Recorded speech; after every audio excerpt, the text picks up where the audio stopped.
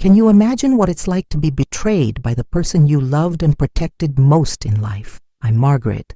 I'm 70 years old. And on my birthday, my own son humiliated me in front of everyone, saying I should sell my house and stop being a burden. But what he didn't know is that I discovered something much worse. He was trying to steal from me, forging documents to take my property and save his own skin from dangerous debts.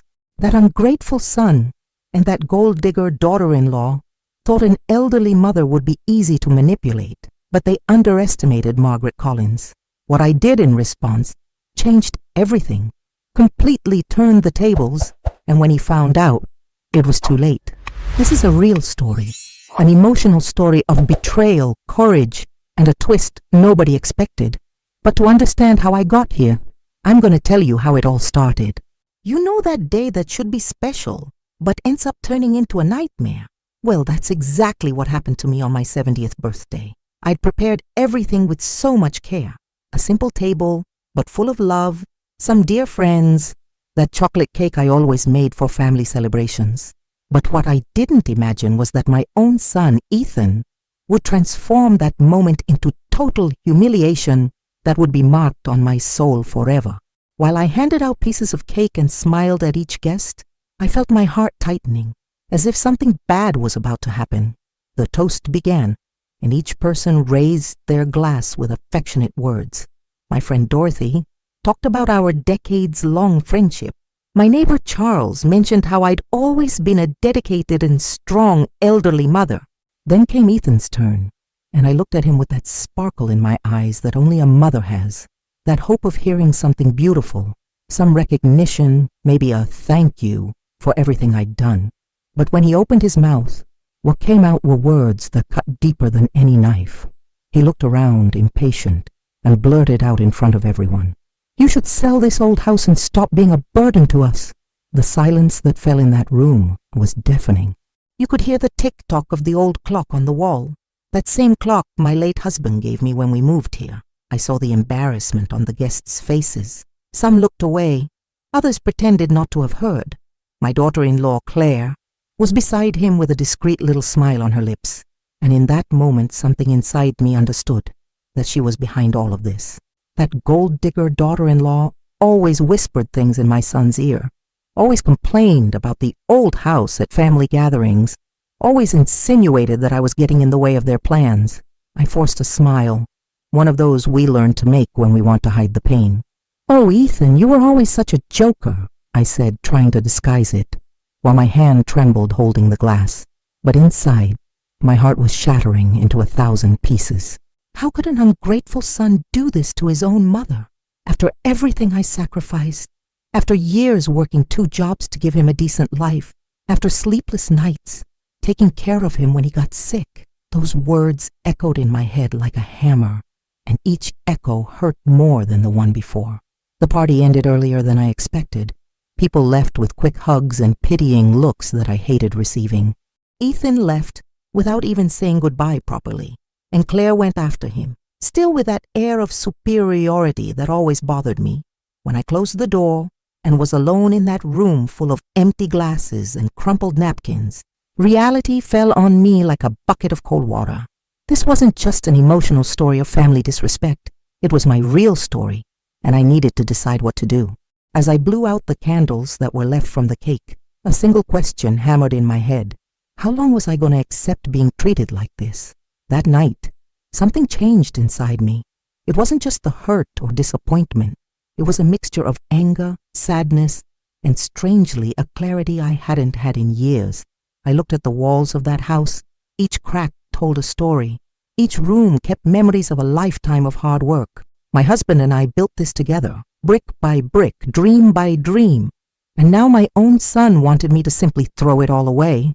I sat on the old living room sofa, that same one where I rocked Ethan when he was a baby, and a certainty took hold of me. I wasn't going to let this slide. I grabbed my phone and kept looking at the old photos I kept there. Ethan as a child, smiling without his front tooth. Teenage Ethan on graduation day that I paid for by selling even my jewelry. Adult Ethan at the wedding where Claire entered the family and little by little started poisoning him against me. Each photo was a reminder of how much I dedicated myself, how much I gave up of myself to see him happy. And this was the gratitude? Being called a burden, being humiliated on my birthday.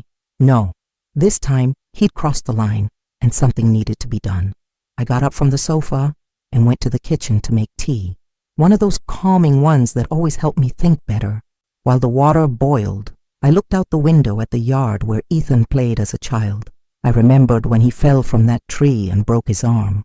I dropped everything at work and ran to the hospital, stayed up nights taking care of him. Where was that boy who hugged me and said, "I love you, Mom"? When did he turn into this ungrateful son who only saw money? The kettle whistled, bringing me back to reality. But one thing was clear.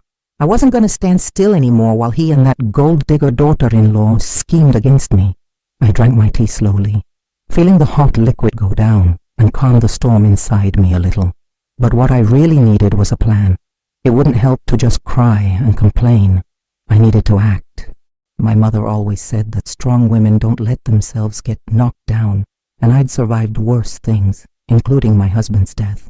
If there was one thing I learned in life, it was that we can't let people walk all over us, even when those people are from our own family.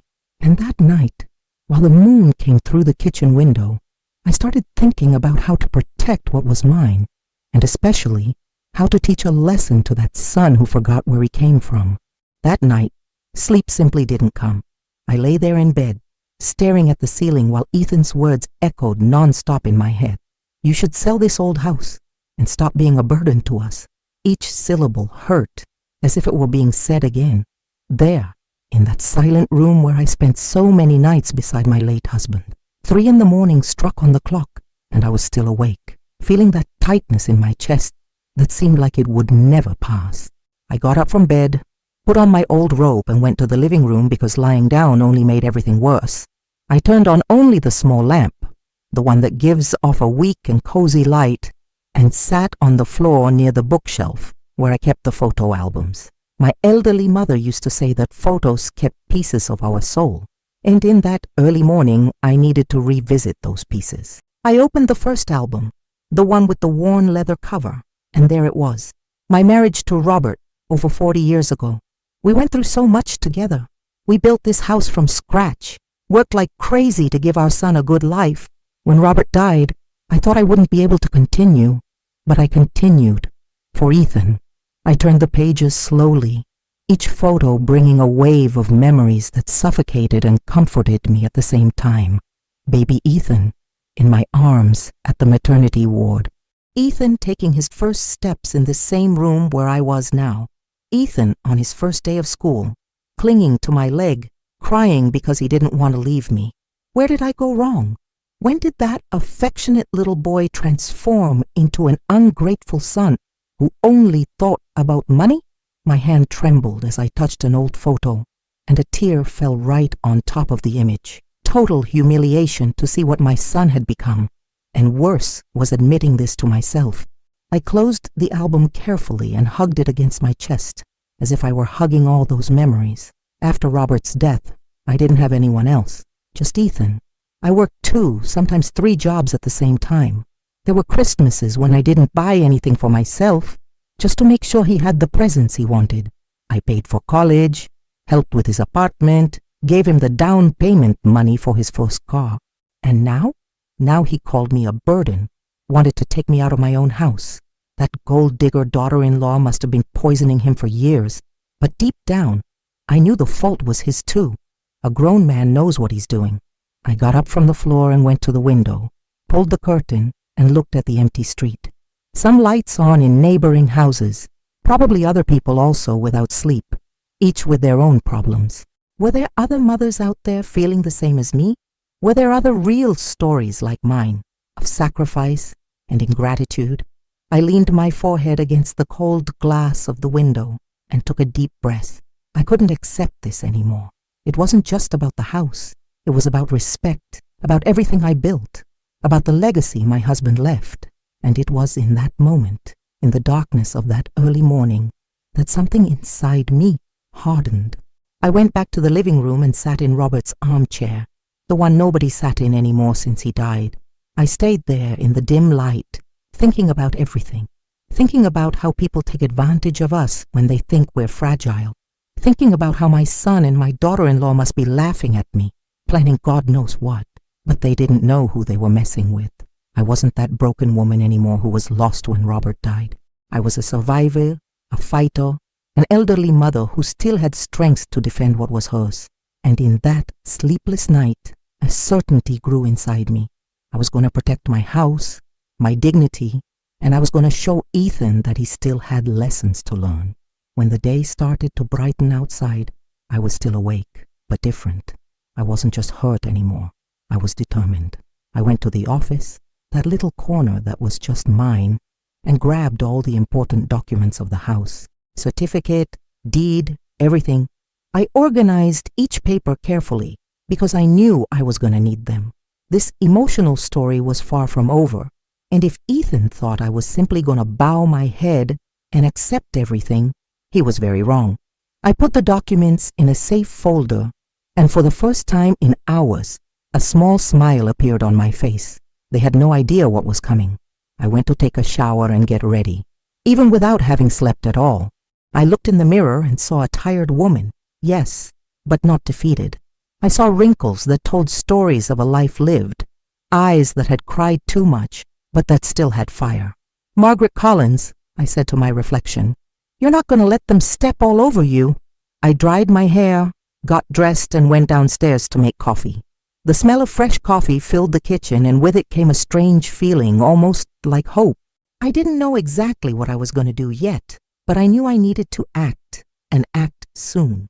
Because if there was something that sleepless night taught me, it was that I wasn't going to be the victim of this story anymore.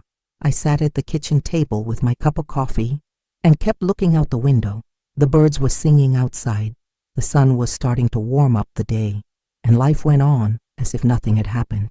But for me, everything had changed. The humiliation on my birthday had been the last straw, but it was the silence of that early morning that transformed me. It wasn't going to be easy. I knew that. Facing your own son is never easy, but sometimes we need to be strong even with those we love, especially when they forget to love us back. I finished my coffee and took a deep breath, because I knew that in the coming days, a lot was going to happen, and I needed to be ready. 2 days after that sleepless night, something strange happened. Ethan showed up at my door, and it wasn't just any visit. He had a bouquet of flowers in his hands, and that smile I hadn't seen in years. "Hi, Mom. I brought these flowers for you. Sorry I didn't come by earlier." I stood there holding the door, not really knowing what to say. After humiliating me on my own birthday, now he showed up with flowers as if nothing had happened. My instincts screamed that something was wrong, but I let him in anyway, because deep down, a part of me still wanted to believe that my son had changed. He came in like he owned the place, looking around in a different way. It wasn't that affectionate look of someone who's remembering childhood. It was something more calculating, as if he were evaluating each room, each piece of furniture.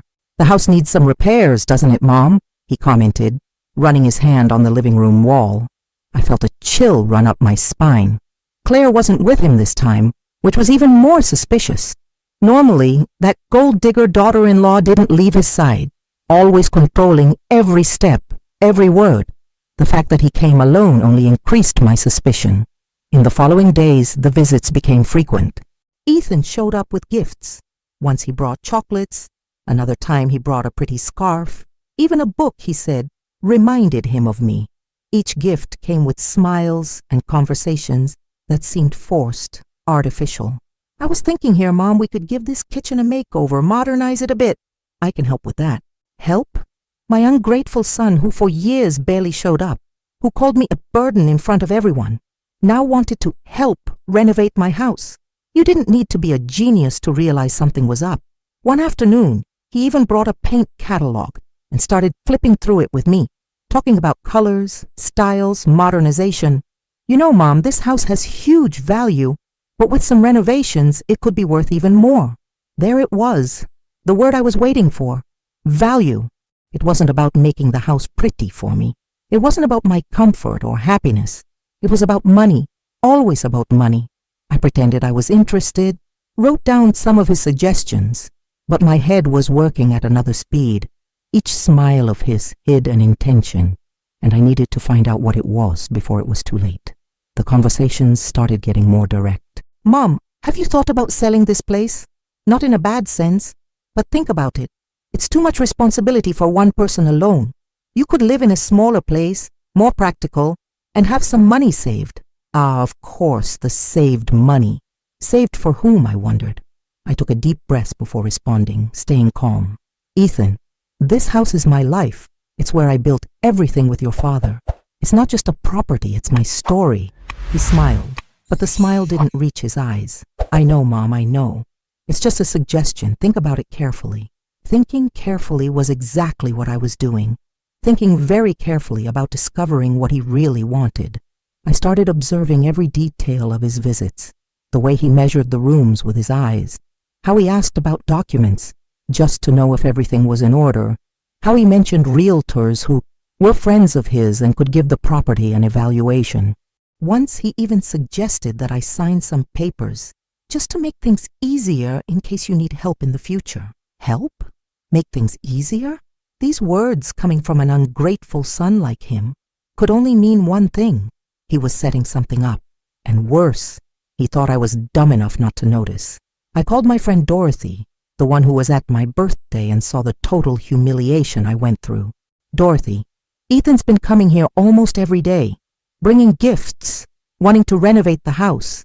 Don't you think it's strange? She was silent for a moment, one of those heavy silences that say more than words. Maggie, dear, I didn't want to make you more worried, but there are rumors about Ethan. They say he's been having serious financial problems. Very serious. My heart raced. So that was it. It wasn't sudden love. It wasn't remorse for the way he treated me. It was desperation. I hung up the phone and sat in the kitchen, processing everything. The pieces were starting to fit together like a macabre puzzle. The sudden change, the gifts, the fake attention, the insistence on renovation and selling the house. Everything made sense now. Ethan had money problems, and I, the elderly mother he called a burden, was the easiest solution he found. My own house, built with sweat and tears, was the target. And that gold-digger daughter-in-law was certainly behind everything, whispering plans in his ear. But they made a mistake. They underestimated Margaret Collins. On his next visit, I pretended I was considering the renovation idea. You know, Ethan, I think you're right. Maybe a renovation would do the house good. And me too. I saw his eyes shine. That greedy sparkle that made me sick. That's great, Mom. I'll bring some estimates. We can start soon. He left the house practically jumping with joy, and I closed the door knowing I'd just entered a dangerous game. But if there was something I'd learned in life, it was that sometimes you need to pretend you're the mouse to catch the cat. And this emotional story was just starting to get really interesting. That Saturday morning, I woke up with a weight on my chest and a certainty I needed to organize the office. It had been months since I'd really touched that room. Since Robert died, actually. It was his place, where he took care of the house finances, where he kept all the important documents. I always avoided messing with it much because it hurt too much. Each paper, each pen still in the place he left it. But that day, something told me it was time to face that space, as if a voice inside was shouting that I needed to see something. I opened the curtains, let the sun in, and started organizing the shelves. Everything was covered in dust, stacks of old papers, paid bills from years ago, documents I didn't even remember existed anymore. I was separating everything carefully. What was important, what could be thrown away. When I got to the wooden desk, the one Robert got from his father, I pulled the first drawer. It was stuck. I found it strange, because we never locked anything in that house. I looked for the key in the bunch that hung on the wall and, with a click, the drawer opened. What I saw inside made my world stop. They were documents of my house. I recognized that right away. But there was something different, something that shouldn't be there. I grabbed the papers with trembling hands and started reading. My heart raced when I saw Ethan's name. My ungrateful son had started a process to become co-owner of the house, without asking me, without my authorization, without my signature. How was this possible? I sat in Robert's chair, because my legs simply couldn't support me anymore, and continued reading each line of those documents. Each word was a stab. Everything was there. Filled out forms, requests to the registry office, even a renovation project he'd mentioned in recent days. It wasn't to improve the house for me. It was to increase its value before selling. The total humiliation I felt on my birthday hadn't been a moment of anger from him. It had been the plan revealing itself before time. He'd been preparing this for months, deceiving me for months. And I, the elderly mother who trusted him even when I shouldn't, almost fell into the trap. If it weren't for that intuition that made me search through the office, I could have lost everything. My hands squeezed the papers so hard they crumpled. The anger I felt was different from anything I'd ever felt before. It wasn't just disappointment, it wasn't just hurt. It was a deep fury, the kind that makes you tremble all over. How does a son do this to his own mother? How did he have the courage to try to steal the house where he grew up, where he learned to walk, where Robert and I shed blood and sweat to build a life? And that gold-digger daughter-in-law, Claire, was certainly with him on this. She always wanted a bigger house, always complained about tight financial conditions at family gatherings. Now everything made sense. I got up from the chair and started pacing back and forth in the office, trying to process everything. The documents showed that Ethan had been to the registry office at least 3 times, trying different legal approaches. In one of the attempts, he even forged a power of attorney, my supposed power of attorney, giving him powers to make changes to the house documentation. That was a crime. It was forgery. My own son had become a criminal because of money. I sat down again, this time on the floor, because I needed to breathe, needed to think straight about what to do. I stayed there for how long, I don't know. It could be half an hour, it could be 2 hours. The papers scattered around me told a real story I didn't want to believe, but that was impossible to deny.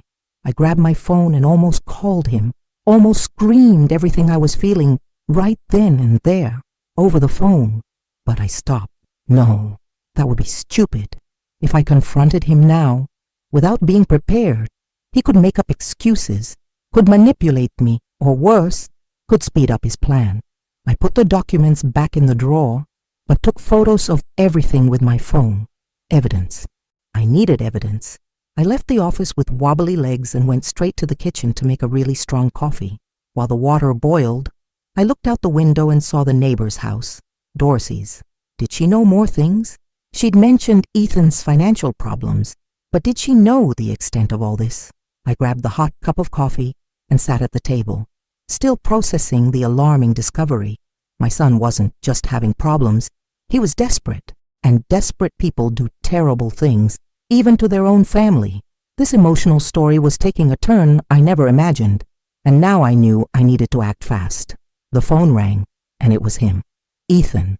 My hand trembled when I saw his name on the screen. I took 3 deep breaths before answering. Needed to seem normal. Hi, son. Hi, Mom.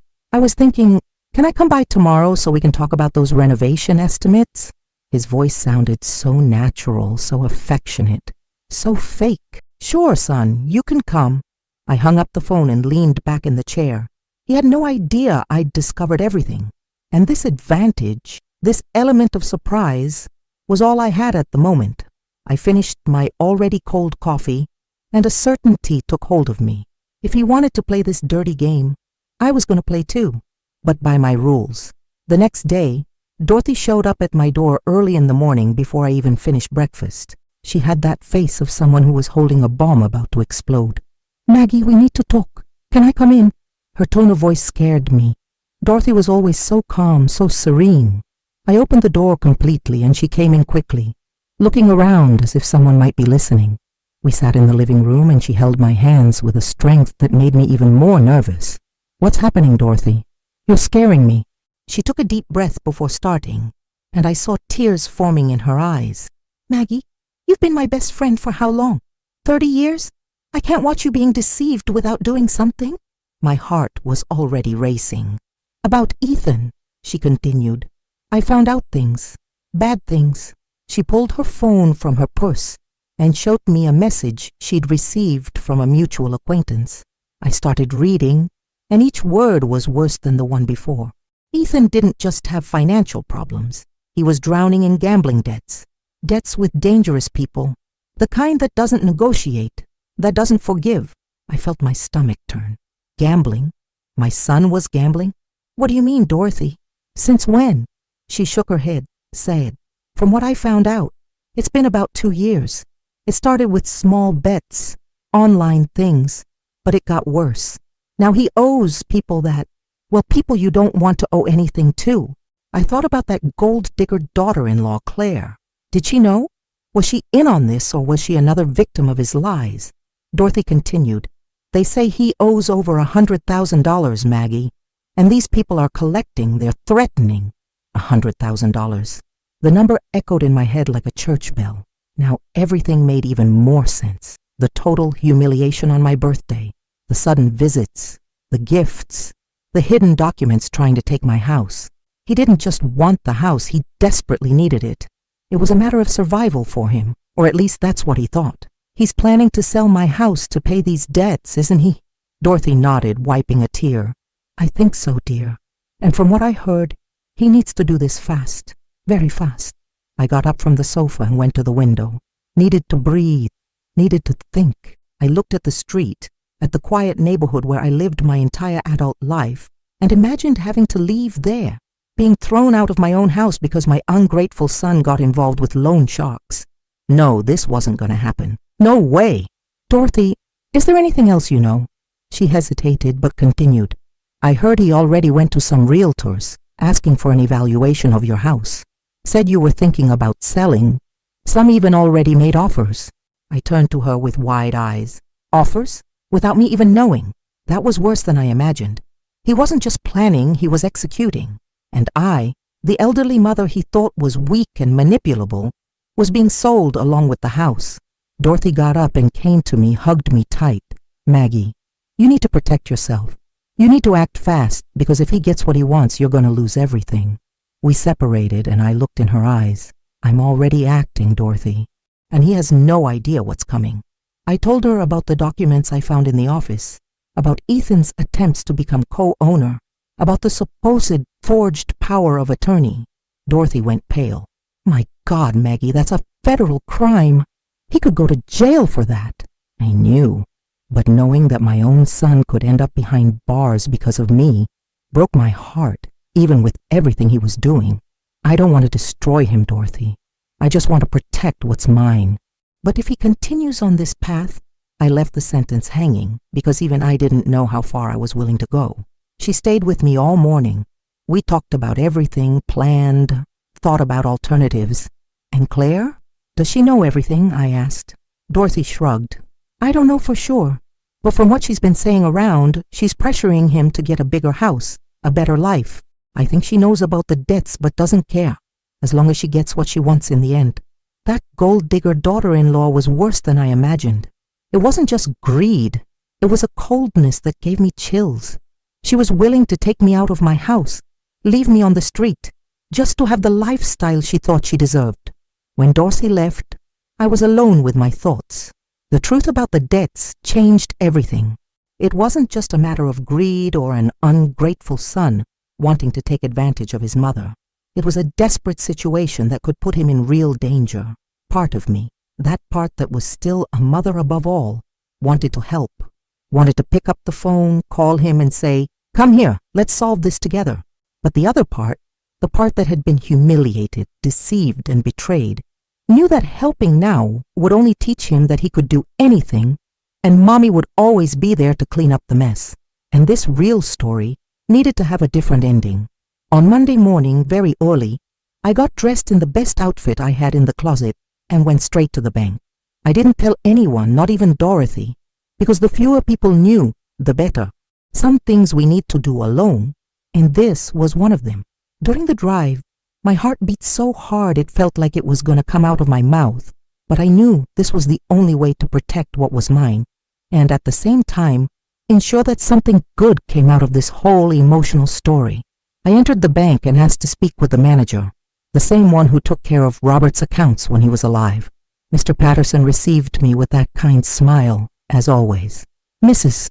Margaret, what a pleasure to see you. How can I help?" I sat in the chair across from his desk and took a deep breath before starting. "I need to do a property transfer. I want to put my house in the name of a trust fund for my granddaughter, Sophia. He blinked a few times, surprised. "Are you sure? This is a very important decision." I looked in his eyes with a firmness I didn't even know I had. "I'm absolutely sure. My son can't know about this. Nobody can know until I decide to reveal it." I spent the next 2 hours signing papers, answering questions, checking every detail. Mr. Patterson explained the whole process. The house would be transferred to a fund in Sophia's name, who would only have full access when she turned 25, but I would keep the right to live there until the end of my life. Ethan, that ungrateful son, would no longer have any power over the property. He could forge as many powers of attorney as he wanted, could try as many schemes as he invented.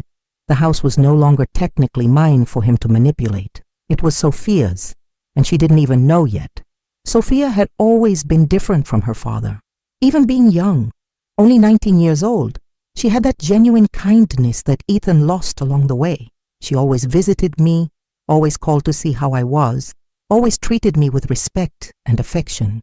On my birthday, when her father humiliated me that way, I saw the disappointment in her eyes. She didn't agree with his attitudes, but also didn't have the courage to confront him. Yet, putting the house in her name wasn't just protecting my assets. It was ensuring that the next generation understood the value of what was achieved with work and sacrifice. I left the bank with a copy of all the documents stored in a folder inside my purse. It felt like a weight had come off my shoulders, but at the same time, I knew I'd just lit the fuse of a bomb.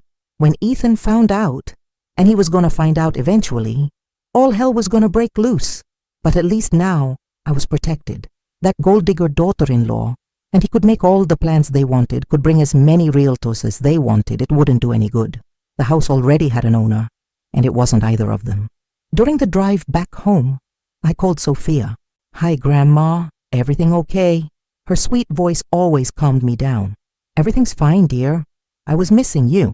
How about coming for tea this week?" She accepted right away, excited. I wasn't going to tell her yet about the house. That needed to wait for the right moment, the moment of confrontation with Ethan. But I wanted to see her, wanted to make sure I'd made the right choice. And just hearing her voice, I already knew I had. Sophia deserved that house much more than her father ever deserved. I got home and put all the documents in a safe place, away from the office where Ethan had snooped before. I chose a space in my room inside an old box that had photos and memories. Nobody was going to touch there. Nobody was going to suspect. I looked around the house, each room, each piece of furniture, each crack in the wall, and felt a peace I hadn't felt in days. This house was my real story. It was the legacy Robert and I built together, and now it was protected. It didn't matter what Ethan tried to do. He wasn't going to be able to take this from me. The following days were strange. Ethan kept calling, kept showing up with his fake smiles and his conversations about renovation. Every time he mentioned the house, every time he suggested making the paperwork easier, I smiled and agreed vaguely, but inside I knew the truth. He was digging his own grave, sinking deeper and deeper into lies, and I, the elderly mother he underestimated, was just waiting for the perfect moment to reveal everything. There was a strange power in knowing something he didn't know, in watching him try to manipulate me when the manipulation didn't work anymore. One night, Sophia came for tea with me. We sat on the porch, looking at the stars, and she opened up. "Grandma, Dad's been so strange, so anxious. Always on the phone, always worried. I try to talk to him, but he pushes me away." I held her hand affectionately. "Sometimes, my child, people get lost along the way, but that doesn't mean we have to get lost along with them." She looked at me with those big eyes, wanting to understand. "You've always been strong, Grandma. I wanted to be like that." I smiled with tears in my eyes. "You already are, dear. You already are." When she left, I stayed on the porch a while longer, thinking about everything. The plan was made, the house was protected, and now it was just a matter of time until the inevitable confrontation. Ethan kept thinking he was in control, that he'd managed to convince me or force me to sell the house to save his skin from gambling debts. But he didn't know the game had changed, and this time, the one holding the cards was me. I went into the house, locked the door, and for the first time in weeks, I slept peacefully, knowing I'd given checkmate even before the match began. It was on a Sunday morning that everything exploded. I was in the kitchen preparing lunch when I heard the doorbell ring. I opened the door, and there was Ethan, but this time he wasn't alone. There was a man in a suit beside him carrying a leather briefcase. "Hi, Mom. This is Rick, a friend of mine who works with real estate. I thought I'd take advantage of him being free today to take a look at the house, do an evaluation." My blood boiled instantly, but I kept calm. That ungrateful son had crossed the line, had brought a realtor without even warning me, as if the house were already his. I let them both in, but stood at the living room doorway, arms crossed. Ethan didn't even notice my posture. He was so excited showing the house to the realtor, pointing to windows, talking about market potential and prime location. Every word that came out of his mouth made me nauseous. It was my house, my life, and he was there treating everything like it was just any business, as if I didn't exist. The realtor took notes, took photos with his phone, and Ethan kept talking like a desperate salesman. And that's exactly what he was, desperate.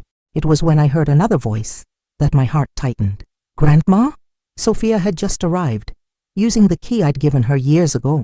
She came in and stopped in the middle of the living room, looking at her father with confusion on her face. "Dad, what's happening here?" Ethan turned red, clearly not expecting his daughter to show up.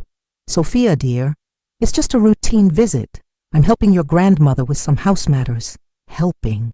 That word made me explode. I couldn't hold back anymore. "Helping?" My voice came out louder than I intended.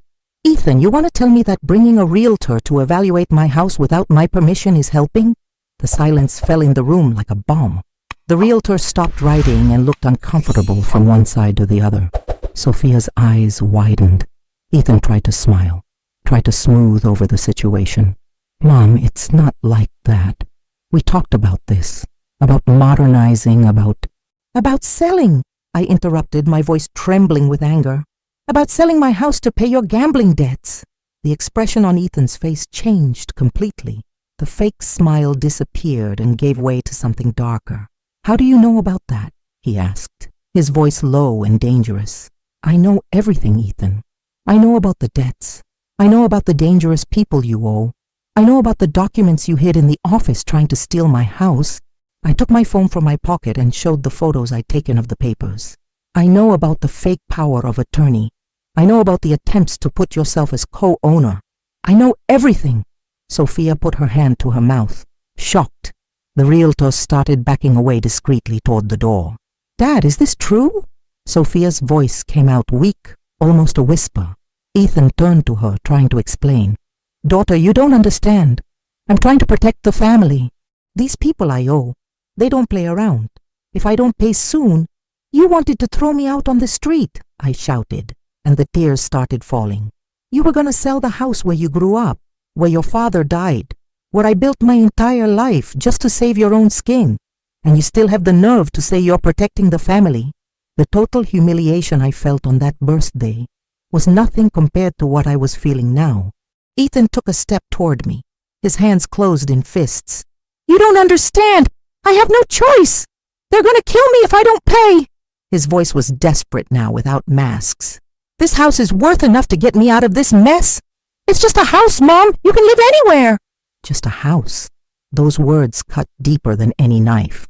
"Just a house?" I repeated, incredulous. "Your father died in this house. You took your first steps in this house.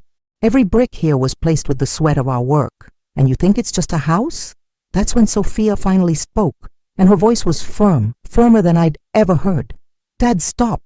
Stop this right now." Ethan turned to her, surprised. "Sophia, you don't understand." "No, Dad, you don't understand." She walked until she was beside me, holding my hand. "Grandma raised you alone after Grandpa died. She worked 3 jobs so you could have everything, and you threw it all away. Literally gambled it away. On bets, in casinos, on stupid things. And now you want her to pay for your mistakes?" I saw tears in her eyes, but she didn't look away from her father. The realtor had disappeared through the front door, probably running from the mess this had become. Ethan looked at his daughter with an expression that mixed anger and desperation. "You're taking her side against me. Your own daughter?" Sophia squeezed my hand. I'm on the side of what's right, Dad. And you're wrong. Very wrong. Ethan took a step back, as if he'd been punched. Seeing his own daughter, the one who always defended him, turning her back on him, was the last straw. He fell to his knees, right there, in the middle of the living room, and started crying. Loud, desperate sobs, from someone who finally understood they'd lost everything that mattered. And in that moment, part of me, the part that was still a mother, wanted to run and hug him. But my feet stayed planted on the ground, because I knew that if I gave in now, this real story wouldn't have the ending it needed to have. Ethan continued on his knees in the middle of the room, his face buried in his hands, crying like I hadn't seen since he was a child.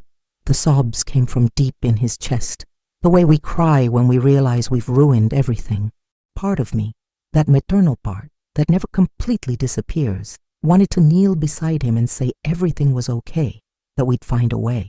But the other part, the part that still felt the pain of the total humiliation from that birthday, knew I needed to be strong.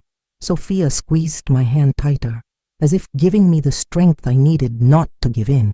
Please. Ethan's voice came out muffled, broken. He lifted his face, his eyes red and swollen. Please, Mom, I need help. You don't understand the kind of people I owe.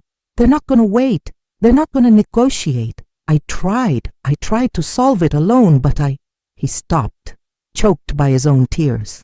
I messed up, I know. I was an ungrateful son, I know. But please, I'm begging. I just wanted to protect the family. That word again, protect. As if destroying your own mother's life was a form of protection. I approached him, but not to console him. I stood there looking down, and when I spoke, my voice came out calm but firm. Protection isn't built with lies and betrayal, Ethan. Each word weighed a ton. You didn't want to protect me. You wanted to use me. Wanted to use the house your father and I built. Wanted to use my trust. Wanted to use everything that was left of our relationship to save your own skin. He tried to speak, but I raised my hand. No, now you're going to listen to me. You humiliated me on my birthday in front of everyone. Called me a burden. Said I should sell my house as if it were nothing. Then you showed up here with gifts and fake smiles, pretending you cared when all you wanted was to manipulate me. My voice trembled, but I continued. You forged documents, Ethan. Tried to steal my house. This isn't just wrong. It's a crime. You could go to jail for this.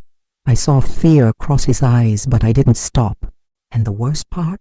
You did this thinking I was weak, that I was just a silly elderly mother who'd accept everything quietly. Sophia let go of my hand and approached her father. Dad, you need help, real help, not grandma's money, professional help. You have a gambling problem, and until you admit it and seek treatment, you're going to keep destroying everyone around you. The wisdom in those words, coming from a 19-year-old girl, surprised me. Ethan looked at his daughter with that look of someone who's drowning and saw the only lifeline moving away.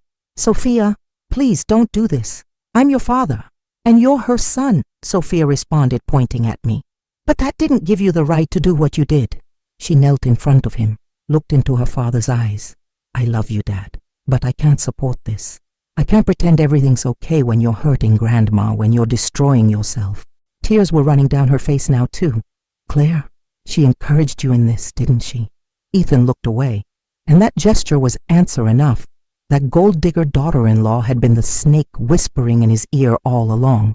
I took a deep breath before continuing. Ethan, you need to leave my house. Now. My voice came out firmer than I expected. He lifted his head abruptly. Mom, no. Please don't kick me out. I have nowhere to go. You have a house, I interrupted. You have a wife, as much of a gold digger as she is.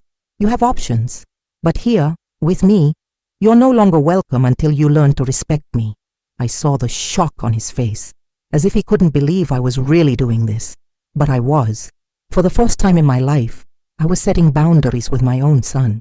He got up from the floor slowly, his legs wobbly. So you're going to let me die then?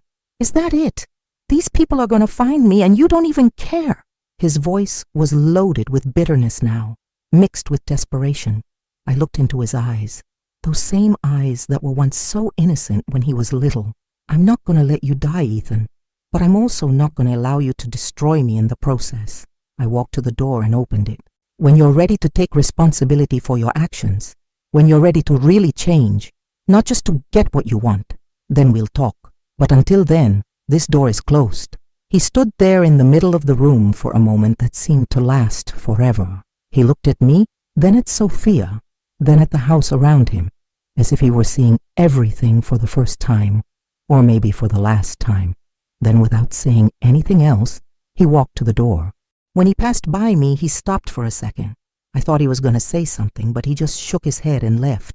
I heard his car start, the sound of the engine moving away down the street, and only then did I close the door. My legs gave out, and I slid down to the floor, leaning against the door, and finally let the tears fall. Sophia came running and sat beside me, hugging me tight. We stayed there on the entrance floor, crying together. She for the loss of the illusion she had about her father. Me for the loss of the son I thought I knew. You did the right thing, Grandma, she whispered in my ear. I know it hurt, but you did the right thing. I wanted to believe her. Wanted to believe that kicking my own son out of the house was the right thing.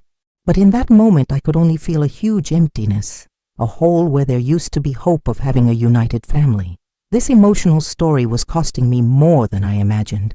But I knew I couldn't go back now, not after everything. After we pulled ourselves together, I made tea for me and Sophia. We sat at the kitchen table in silence, each lost in our own thoughts. She stirred the spoon in the cup non-stop, looking down, clearly processing everything that had just happened. I looked at her and saw so much of the girl she was, but I also saw a strong woman emerging from that horrible situation. She'd faced her own father, had stayed on my side when it would have been easier to stay neutral, and now I needed to tell her about the decision I'd made, a decision that would completely change her life. Sophia, I began, my voice still hoarse from crying so much.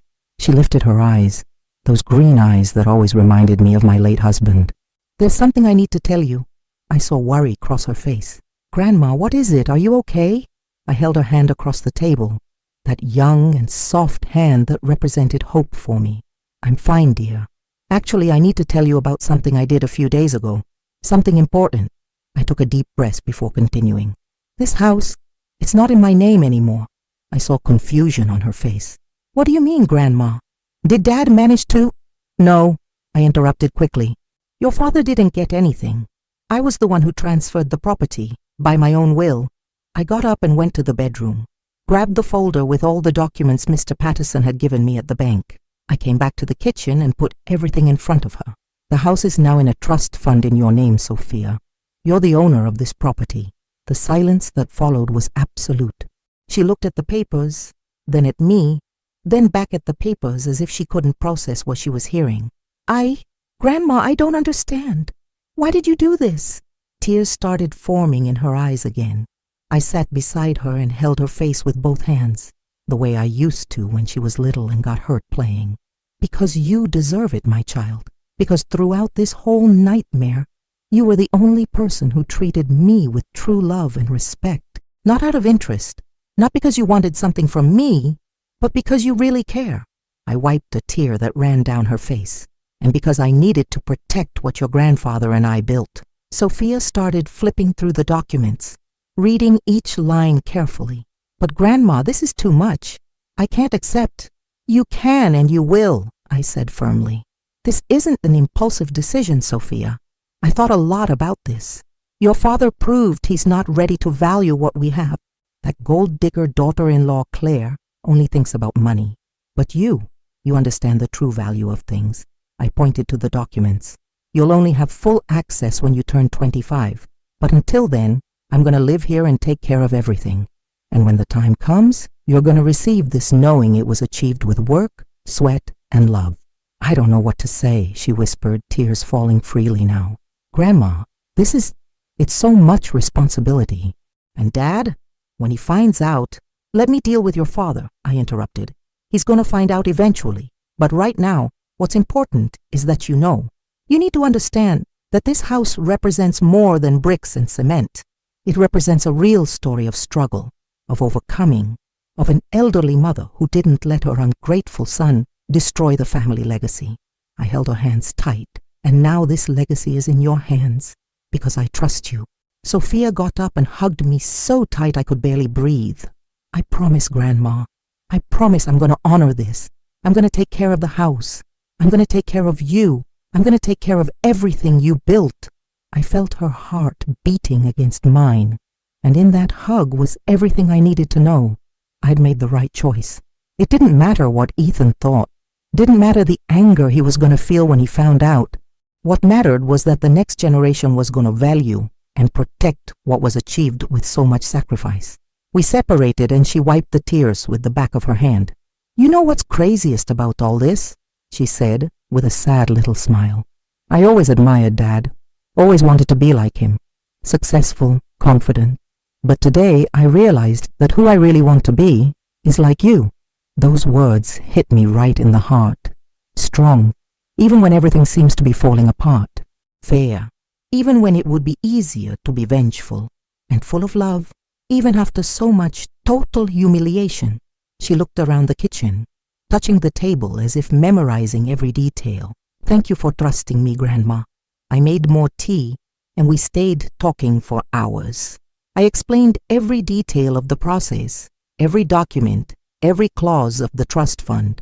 She asked intelligent questions, showed maturity that many older people don't have.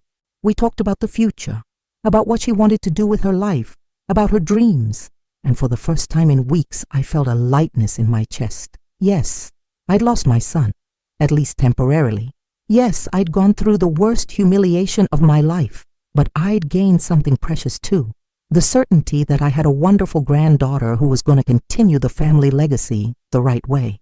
When the sun started to set, Sophia got up to leave. At the door, she turned to me. "Grandma, about Dad, do you think he can change?" The question hung heavy in the air. I thought a lot before answering. "I think people only change when they want to, Sophia. When they recognize their mistakes and decide to do differently. Your father has that chance, but he needs to choose. I can't make that choice for him." She nodded, understanding. "And if he chooses to really change?" I smiled despite everything. "Then the door will be open. Because at the end of the day, he's still my son. But this time, it'll be on my terms." She gave me one last hug and left, taking with her the documents and a new responsibility I knew she was ready to carry. The months that followed were strange, to say the least. The house got quieter without Ethan's fake visits, without the manipulative phone calls, without that constant tension of not knowing what the next blow would be. Sophia came to see me every week, sometimes more. We cooked together, watched old movies, talked about life. She told me about college, about her plans for the future, and I saw in her the incredible woman she was becoming. But there was always a shadow there, Ethan's absence. The whole and ungrateful son leaves even when they hurt us deeply. It was on a rainy autumn afternoon, almost 6 months after that explosive confrontation, that the doorbell rang. My heart jumped. Something inside me already knew who it was before I even opened the door. And there he was, Ethan, but not the desperate and manipulative Ethan I'd kicked out of my house. This Ethan looked different, thinner, with deep dark circles, but with something in his eyes I hadn't seen in years, something that looked like honesty. "Hi, Mom," he said quietly, almost a whisper. "I know I don't have the right to be here, but can I talk to you?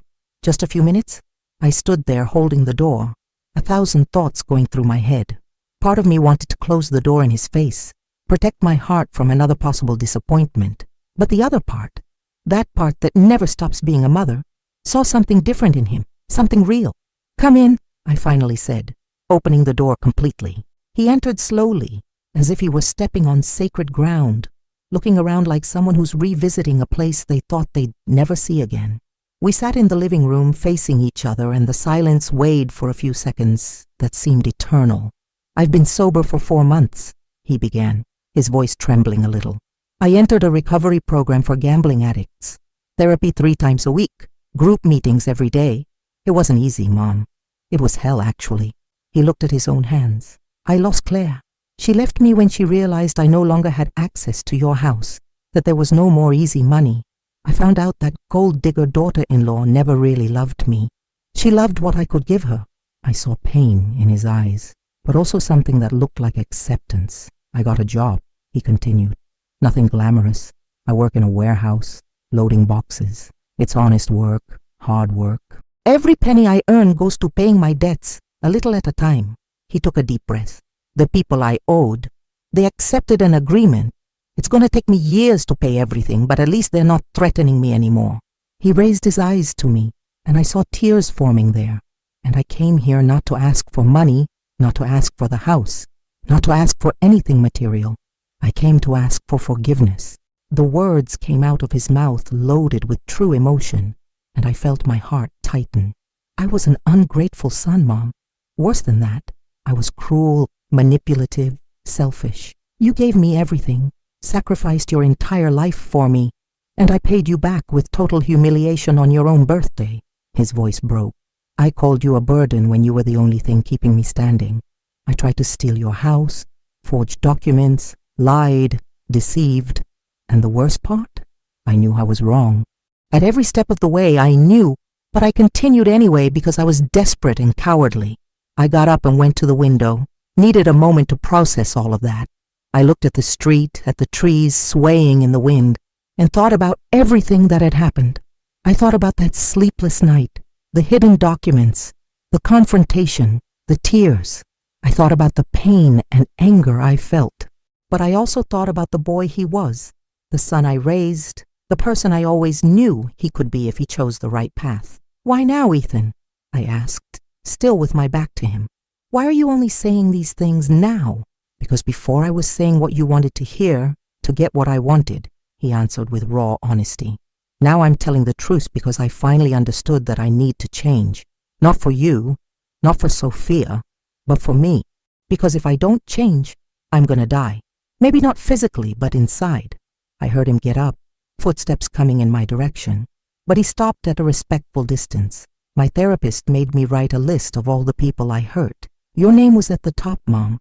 And I needed to come here, look in your eyes and say, I'm sorry.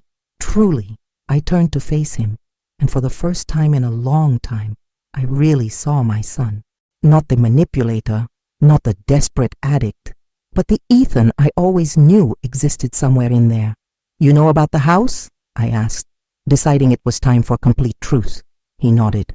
Sophia told me that you transferred it to her. I expected anger, expected accusations, but what came was different, and I understand why. I would have done the same thing in your place. Actually, you should have done it sooner. I didn't deserve even the chance you gave me. I walked to him and looked right in his eyes. Protection isn't built with lies and betrayal, Ethan. That's what I told you that day, and I'm going to repeat now. If you want to regain my trust, my respect, it needs to be through actions, not pretty words. He nodded, wiping the tears that fell. I know, and I don't expect it to be quick. I don't expect it to be easy. I just hope you'll give me a chance, an opportunity to show that I really changed. I stood there thinking, feeling the weight of that decision. Forgiving is difficult. Forgiving those who hurt us deeply is even more difficult. But holding grudges also hurts, and I was tired of pain. I went to the kitchen drawer where I kept the spare house keys. I grabbed one of them, the one that was Robert's, the one he used when he was alive. I came back to the living room and placed the key in Ethan's hand. He looked at it, confused. This is a symbolic key, I said. The door is open, Ethan, but respect is the real key. You can come into my house again, can be part of my life again, but with one condition. You need to continue on this path you chose, need to continue in treatment, continue working honestly, continue being this new man you're trying to become. The second you go back to old habits, this door closes, and this time, forever. He held the key, as if it were the most precious thing in the world, tears falling freely now. Thank you, Mom. I'm not going to disappoint you again. I swear. I approached and, after months without any contact, hugged my son. It wasn't an easy hug. It wasn't without pain, but it was real. I felt him tremble in my arms, felt the weight of everything he'd been through, of everything he'd lost, and everything he was still fighting to recover. I believe in you, I whispered in his ear. But more important, you need to believe in yourself. When we separated, he wiped his face and gave a small smile, still fragile, but genuine. Can I come back? Maybe have dinner here one day if you'll let me. I smiled back. You can, but you're gonna cook with me.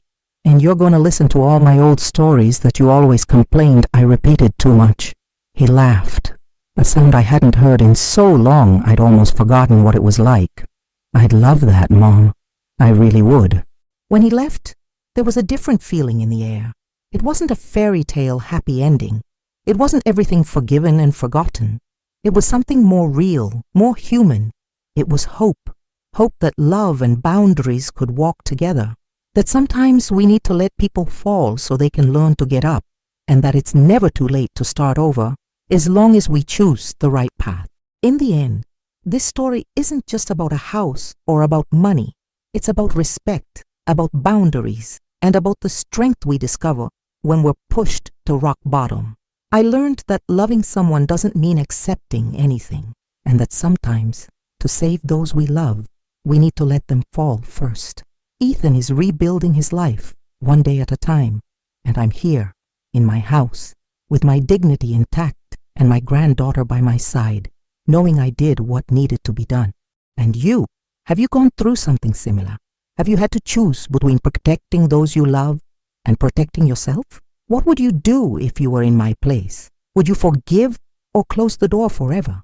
Tell us in the comments, because these real stories connect us and help us understand we're not alone in our struggles. And if this story touched your heart, if you felt every emotion with me, subscribe to the channel and turn on the notification bell so you won't miss other emotional stories that bring life lessons and make us reflect on our own choices and relationships.